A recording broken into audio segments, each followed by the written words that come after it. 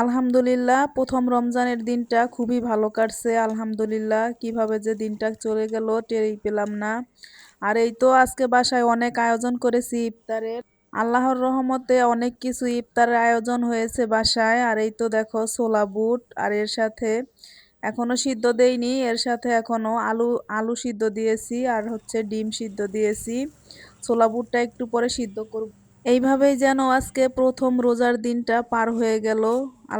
আল্লাহর অশেষ রহমত আর রহমতে আমরা দেখো কত কিছু ইফতার বানিয়েছি। বেসন গুলাইতেছি, মরিচের গুঁড়া, ধনিয়ার গুঁড়া আর সামান্য একটু আদা রসুন দিয়ে বেসনটাকে গুলিয়ে রেখেছি।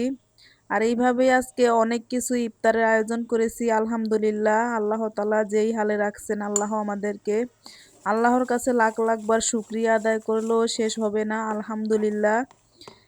এখন আমরা দেখো সবকিছু ইফতারের আয়োজন গুছিয়ে নিলাম। এই তো আলুর চপ, ডিমের চপ, চিকেন ফ্রাই, আর হচ্ছে আমি রোল বানিয়ে রেখেছিলাম পুলি পিঠার শেপে, চিকেন রোল, বেগুনি।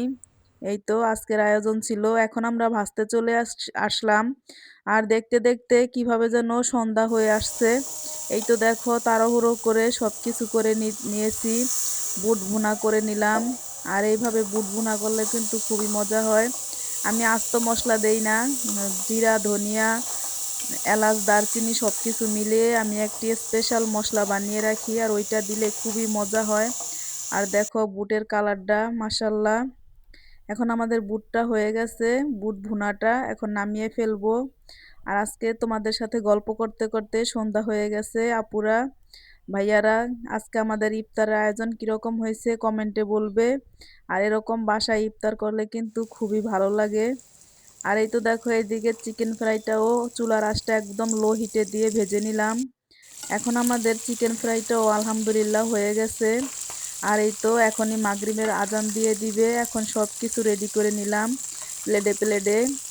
আর আজকে সন্ধ্যার টাইমটা এত যে ভালো লাগতেছে, আলহামদুলিল্লাহ, যেন অনেক অনেক আনন্দ। ঈদের চেয়েও বেশি খুশি লাগতেছে, মনে হয় ঈদ আজকে। আর এই তো ছিল আমাদের ইফতার আয়োজন। ধন্যবাদ সবাইকে। শুভ সন্ধ্যা, শুভ ইফতারের শুভেচ্ছা সবাইকে। আল্লাহ হাফেজ।